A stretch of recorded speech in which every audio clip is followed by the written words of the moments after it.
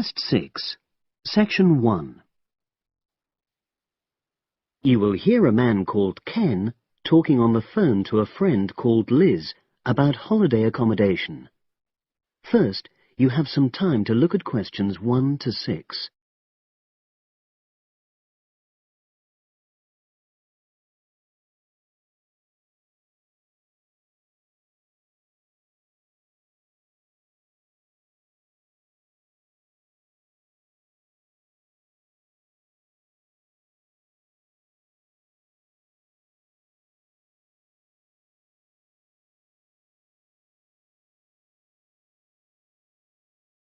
Now we shall begin. You should answer the questions as you listen, because you will not hear the recording a second time. Listen carefully and answer questions 1 to 6.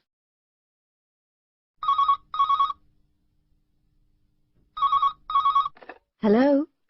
Hi Liz, it's Ken here. Hi, Ken. Nice to hear from you. Are you... This is just a quick call, but Mary and I have just been talking about our summer holiday.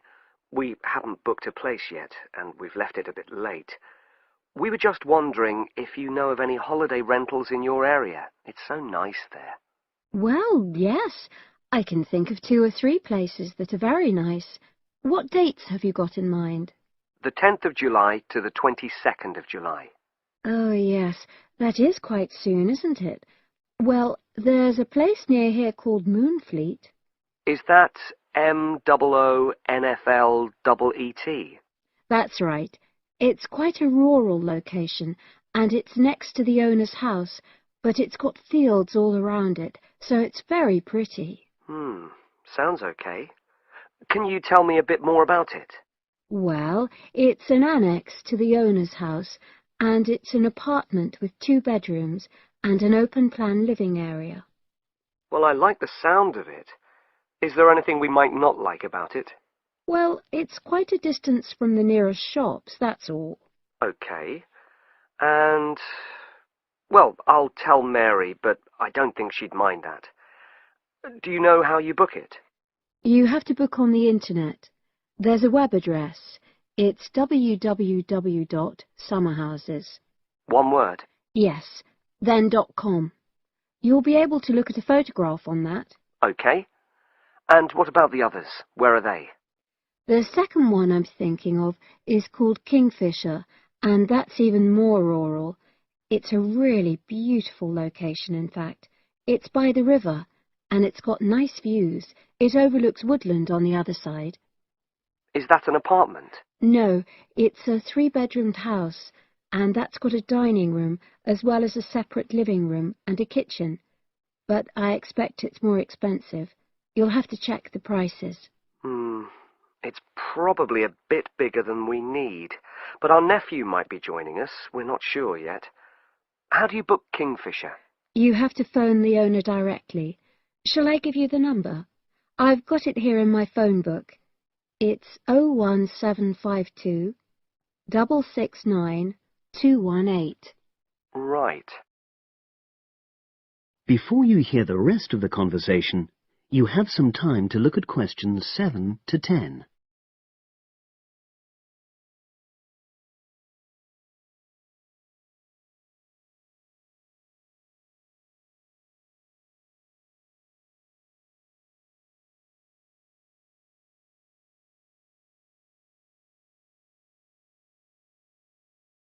Now listen and answer questions 7 to 10. And you mentioned a third place? Yes, there's a house that my sister stayed in last year. It's called Sunnybanks. Nice name. And the location of that one is rather different. It's in the centre of a village, but it's a very small and quaint place. Did your sister like it? Oh, yes. It's by the sea, so her children really loved it. What's the accommodation like? I'm not sure about the number of rooms, because I haven't been in it myself, but I think she said it's quite spacious, and I know it's got its own garden. It's not very big, but it's not shared with anyone else, and it's supposed to be very pretty. Any snags? Problems? The only other thing I can think of is that there's nowhere for parking. The streets are too narrow, so you have to leave your car somewhere else and then walk to the house. It's only about 10 minutes away, but... OK. Well, I don't think it matters personally. How do you book it? There's an agent you have to contact. I don't know his details, but I can ask my sister and let you know tomorrow. Thanks, Liz. That'd be great. I'll talk to Mary and see what she says. Thanks for your help. That's okay, Ken. I'll speak to you again tomorrow. I hope you find what you're looking for. That is the end of section 1. You now have half a minute to check your answers.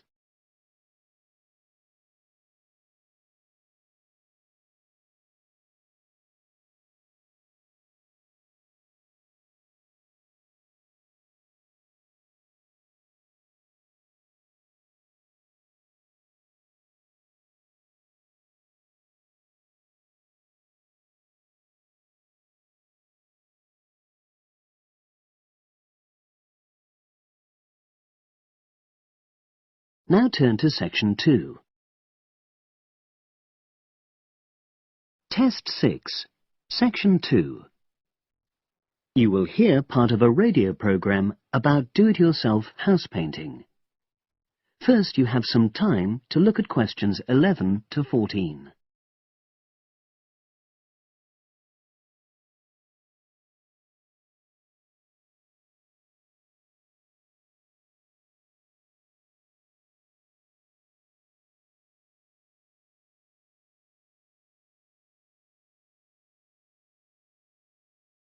Now listen and answer questions 11 to 14. Good morning, everyone, and welcome to our weekly series on home improvements. Today's program is about do-it-yourself house painting. There's never been a better time for people who like to do their own interior house painting. Although people still lead very busy lives, thanks to the availability of various new DIY materials, you can now decorate your home in a more efficient and a more environmentally friendly way. In 2009 alone, approximately 53 million litres of the paint that was sold in the UK were left untouched. That's enough to fill 21 Olympic-sized swimming pools. It's easy to overestimate how much paint you'll need to decorate your room if you use guesswork. And if you know exactly how much paint is needed, you avoid unnecessary waste. There are automatic paint calculators available now. Most of the major paint manufacturers provide them. Look on their websites or just Google paint calculator and see what comes up. Then simply measure the circumference and height of the room in metres, enter this into the calculator, along with the type of surface you're painting, and it will tell you how many litres of paint you'll need. But if you do end up with leftover paint, you can donate it to an organisation like Community Repaint.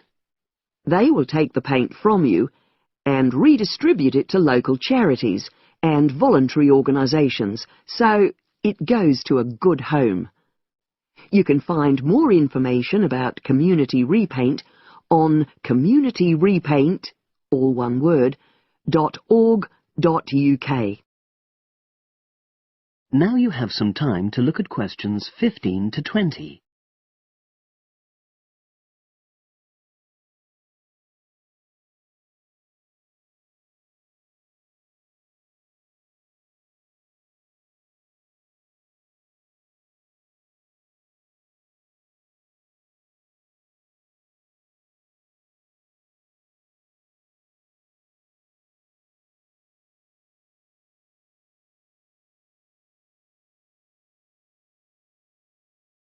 Now listen and answer questions 15 to 20.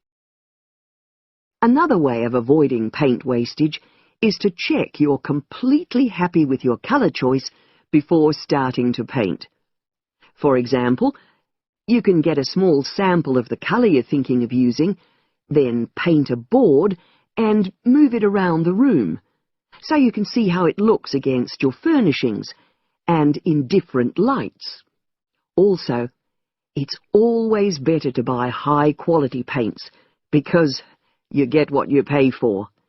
If you buy cheap paint, you might need to apply 2 or 3 coats to achieve the same coverage that you'd get from 1 coat of a good quality paint. You could also spend a week on a job that could have been done in a day or 2. And consider the environment. Most paint manufacturers now sell water-based paints that don't contain harmful chemicals or give off harmful odours, so get one of these. You can also buy paint that's packaged in recyclable containers. There's a lot more choice than there used to be. You can only do a good job which will last if you prepare the surfaces thoroughly before painting. In fact, in many ways, if you want to do a professional-looking job, this is more important than the painting itself.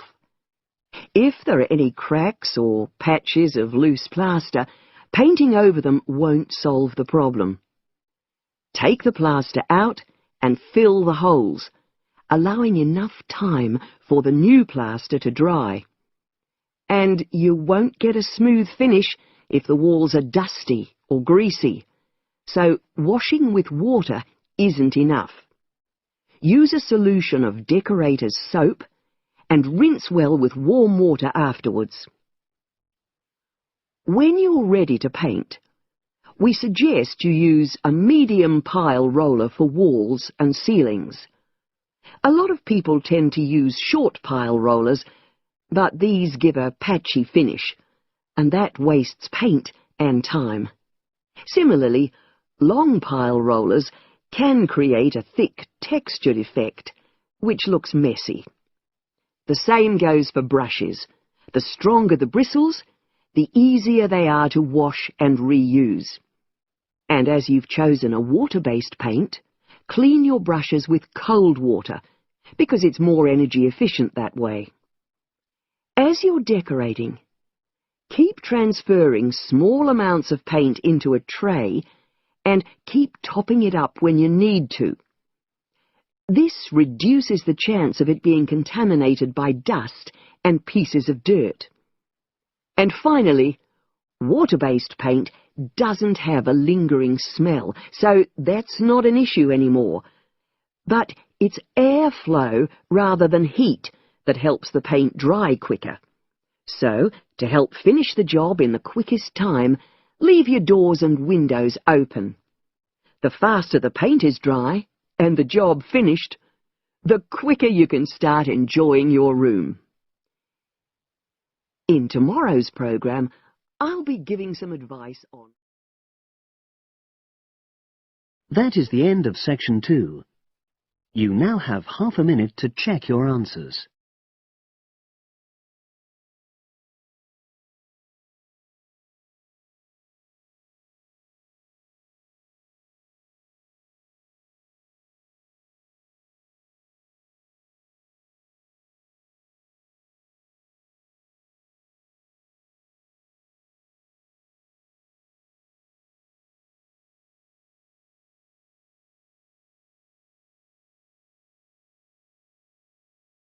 Now turn to section 3. Test 6, section 3. You will hear 2 engineering students, a woman in her 6th year called Linda and a man in his 5th year called Matthew, discussing the benefits of student work placements. Before you listen, you have some time to look at questions 21 to 26.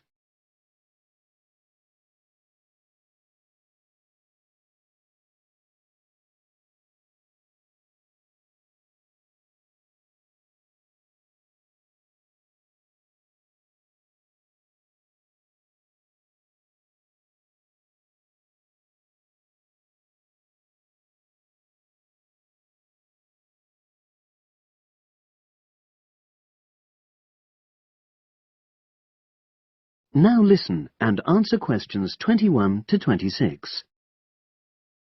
Hi, Linda. Can you spare a few minutes?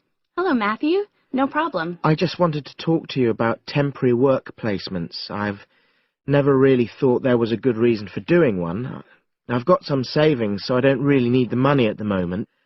But I've had an email from the university about a vacancy that looks quite interesting. You did a placement last year, didn't you? I did, yes. In my case, I wanted to find out if I was making the right career choice before I began applying for permanent jobs. I thought I wanted to work in car manufacturing, but I wasn't sure, so I applied to Toyota. What was the application process like? Lengthy. There were a lot of different parts to it.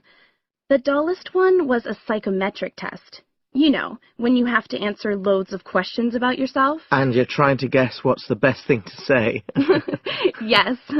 Then there was an activity that we did in groups, which I found really fascinating. Engineers are renowned for being a bit unsociable, but I thought we made a great team. And we had an individual task, too. We had to sort through various business documents and prioritize them. It was just like what you have to do as a student, really, just with different content. What exactly were you doing on the placement? I was helping to design some diagnostic software to identify any waste in the car assembly process. Do you mean waste of materials? No, time. Anything that can speed the process up helps to cut costs. How did the work placement compare to being a student? Was it hard work? Yes, it was. I'd had full-time work before. I've done various unskilled jobs during university holidays, and some of those involve long hours. So I thought I'd find it easy. I was wrong, though. I think when you're on placement, you're always trying to prove yourself. So you push yourself hard to succeed? Yes. But I got a lot of support from my employers. They were always helpful. And then, at the end of the placement, I was given formal feedback. Do you mean on your engineering ability? Well, no. I didn't really need that because we had team meetings every other day. And so I had the chance to discuss technical issues and ask about anything that wasn't clear. The evaluation was about general workplace things, like organizational ability, initiative, that sort of thing. I get the impression you think you benefited from the placement. Well, the best thing is that they've offered me a job for next year. Depending on my exam results, of course, but still. A permanent one? Yes. But apart from that, I learned so much. The industrial environment was much more demanding than the academic one, so my general skills improved, like time management, meeting deadlines. And on the technical side, I learned new software packages, like MS Project. Well, I think you've convinced me that work placements are worthwhile, but while you're here, can you give me advice on something else? Before you hear the rest of the conversation, you have some time to look at questions 27 to 30.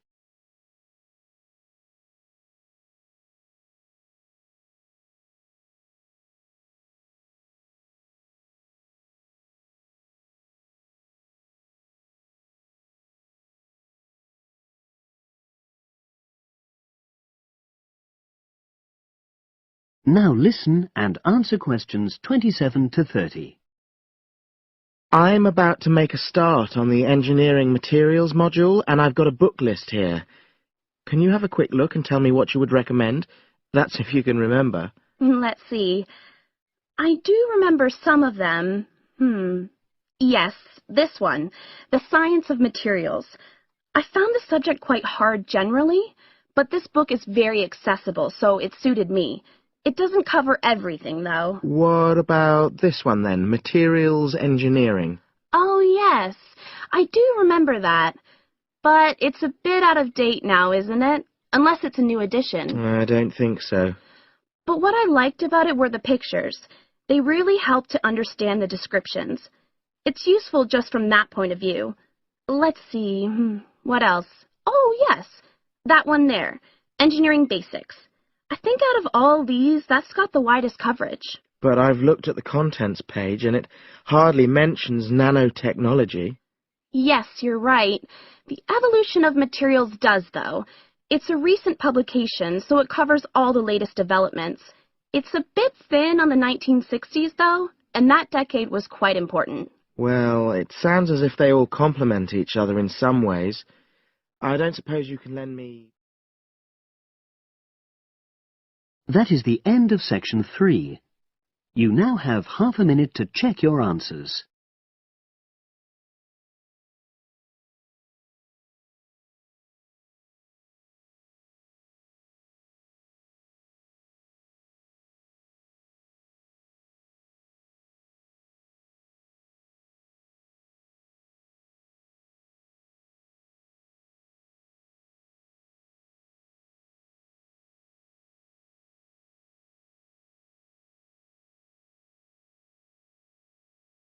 Now turn to section 4. Test 6, section 4. You will hear a historian giving a presentation about techniques to identify the origin of handwritten books from the Middle Ages. First, you have some time to look at questions 31 to 40.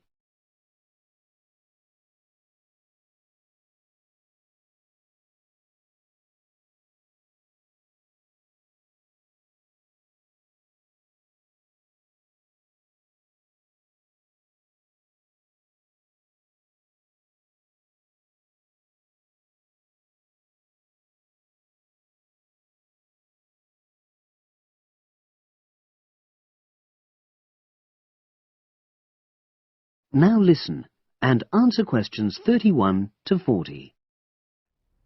My presentation today is on how the science of genetics is being used to shed light on the origin of manuscripts, anything written by hand, produced in the medieval period, that is, the period between the 5th and 15th centuries AD. As many of you know, thousands of medieval handwritten books still exist today. Some of them have a clear provenance, that is, we know exactly where and when they were written. But the origin of many manuscripts has been a complete mystery, that is, until 2009, when geneticists started using DNA testing to shed light on their origins. But before looking at the new research, I need to explain something about the way the manuscripts were produced, particularly what they were written on. Virtually all were written on treated animal skins, and there were essentially two types. The first was parchment, which is made of sheepskin. It has the quality of being very white, but also being thin. It has a naturally greasy surface, which meant it was hard to erase writing from it. This made it much sought after for court documents in medieval times. The second type is vellum, which is calfskin. This was most often used for any very high-status documents because it provided the best writing surface, so scribes could achieve lettering of high quality. So, once the animal hides had been chosen, they had to be prepared. Where the right materials were on hand, the skins were put into large barrels or vats of lime, where they were agitated or stirred frequently. But if lime wasn't available, then the hides were buried. Both these techniques were designed to cause the hair to slough off and the skins to become gelatinous and therefore more flexible. The next stage was to put the hides on stretcher frames and pull them very tight. While on the frame, they were scraped with a moon-shaped knife in order to create a uniform thickness. For parchment, that was the end of the process. But for vellum, there was an additional stage, where it was bleached in order to achieve the desired color.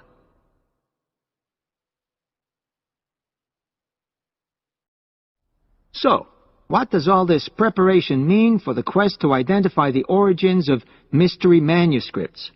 Well, until recently, the only way historians and other academics were able to guess at origins was either through the analysis of the handwriting style or from the dialect in which the piece was written. But these techniques have proven unreliable for a number of reasons. It was thus decided to try to look at the problem from a different angle, to start from what is known, that is, the small number of manuscripts whose origins we do already know. Because these parchments and vellum are both made from animal hides, it was possible to subject them to DNA testing and to identify the genetic markers for the date and location of production.